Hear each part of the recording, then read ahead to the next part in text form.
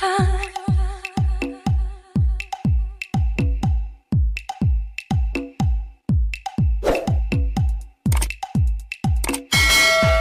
everybody! Welcome back again to my channel. This is Jenny and ang topic natin is paano ba mag-set up ng discount promotion gamit ang marketing tool sa Shopee. By the way, this marketing tool na gagamitin natin is libre kaya make sure na i-implement mo siya sa iyong shop after you learn from this video tutorial.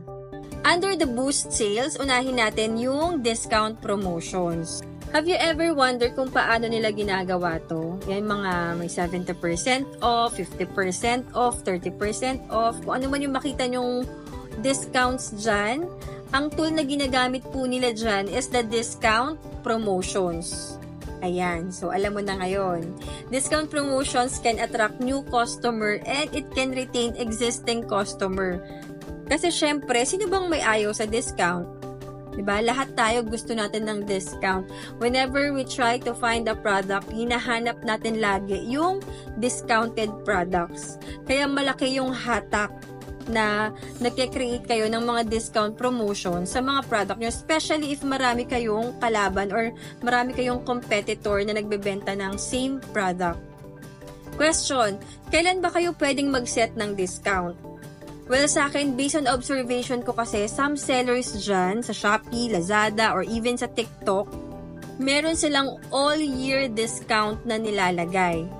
So, tip ko lang to sa inyo ha, kasi ang nagiging strategy nila, based on observation ko since I've been selling na rin for quite some time, yung product nila, tinataasan nila yung price point. Yung price point, yun yung nilalagay nilang price kapag gumagawa sila ng product listing. Like for example, nagbebenta sila ng bag.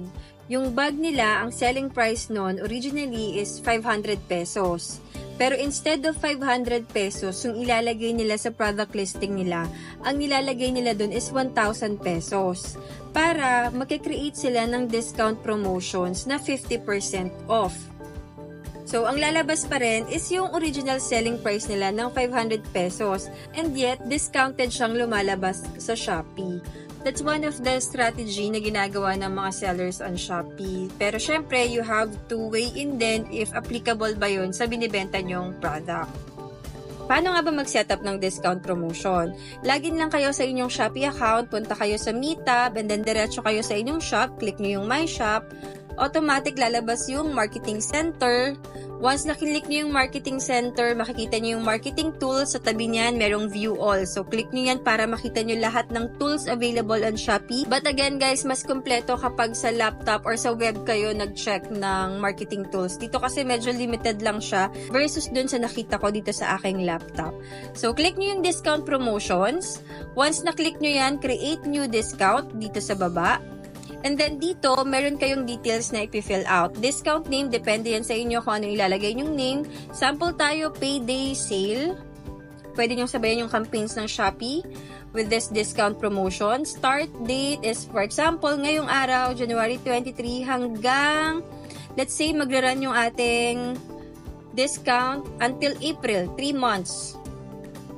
And then, iset nyo lang yung percentage ng i-discount nyo sa certain product nyo. For example, mag-50% off tayo. You can also set a limit kung ilan lang yung pwedeng ma-avail with that discount. So, pwedeng maglagay kayo ng 100 na quantity.